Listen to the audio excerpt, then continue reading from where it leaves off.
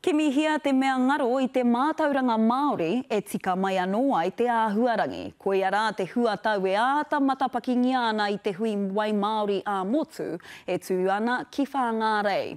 Āpiti ki tēnā, ko te ripoata kātahi anō ka puta I te rōpū whakamana I te tiriti o Waitangi kai ngā ngutu o te marea. Kai a whatitiri te wake tēnei purongo. Whakarau I ka mai ana te marea ki whāngarei te terenga prāwa ko te wai te take. Ki te kore e tātou te hakatika, ki te mahitahi, ki te whakatika I ngā rauru e pāna ki te tai au he mate kei te whai mai. Hei tā ngā kai whakahaere ko te kaupapa matua o te hui ko ngā tini a Tangaroa e noho whakarairai ana. Ki te anau ko ngaro te mauri kei roto nā I wa tātou awa. Ne titiro koe ki roto wa tātou awa, ko ki te koe ko mate katoa ngā kai o roto. Wera mea kato.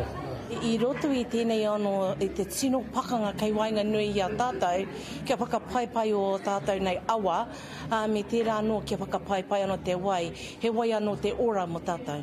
No te wiki kua hori puta I te whakahaua te rōpū whakamanai te tiriti o Waitangi kia kaha ke te mahi ngātahi a te kāwanatanga me te iwi Māori.